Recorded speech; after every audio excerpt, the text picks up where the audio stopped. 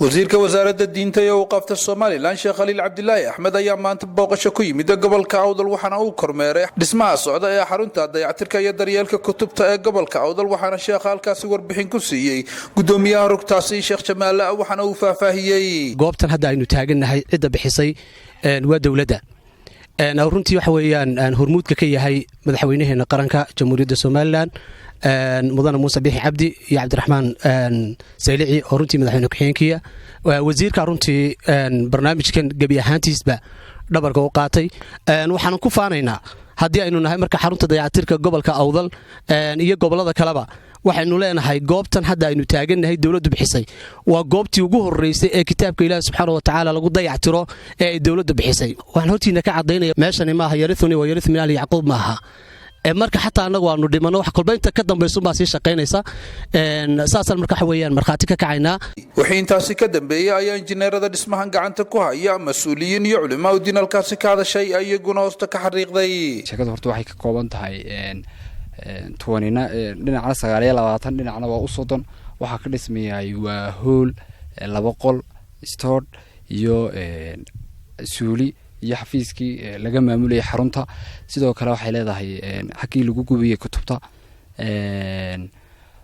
wax lagu darsado waxa ugu mudan waa kitaabta Quraanka Kariimka xariijina insha Allah inay Ilaahay si degdeg ah inoogu dhameeyo daraga hawshan bilaabay maaha rag hantiilayaal oo ganacsata waa dad dareenkii ay u qabeen kitaabka Ilaahay subxaanahu wa ta'aala dayacan inay wax ka qabtaan usoo banbaxay cidda marka laga rabo inay hawshan wax ka qabato bacda Allah subhanahu wa ta'ala waa dadka muxsiniinta ah ee doonaya in Ilaahay subhanahu wa ta'ala kitaabkiisa la daryeelo qof kasta oo muslima ayay damqaysaa kitaabka Quraanka ee dayacan ee la jarjarayo ee masqulaha iyo gidaafadaha ku dhacaya inay isku taagaan aad iyo aad bay horta runtii jamciyaddani ugu mahadsan yihiin inaan kor u qaadno ka qayb qaadano ayaa loo baahan yahay guud ahaan waxaan leenahay magaalada Boorama dadka degan iyo guud ahaan dadka muslimiinta ee maqlaya dhismahana laga soo qayb galo Ilaahay hortiina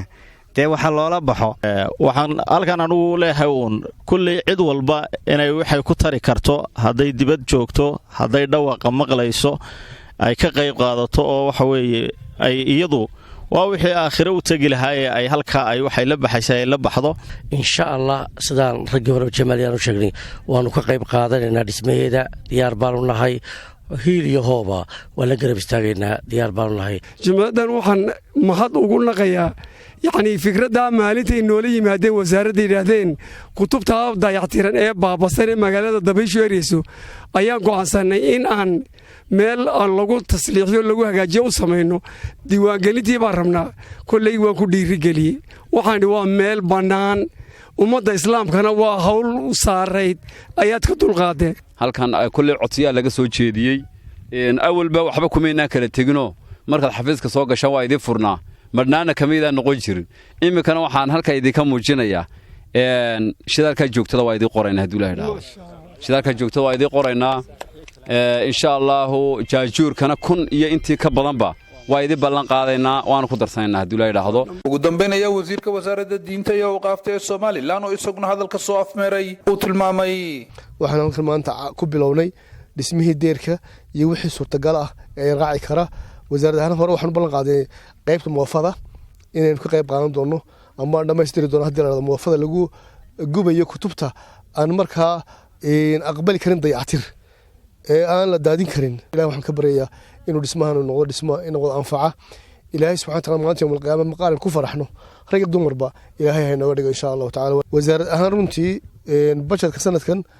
waxbaan insha Allah ugu dari doonaa dayactirka mushafka hadii la yiraahdo oo Ilaahayna gaarsiiyo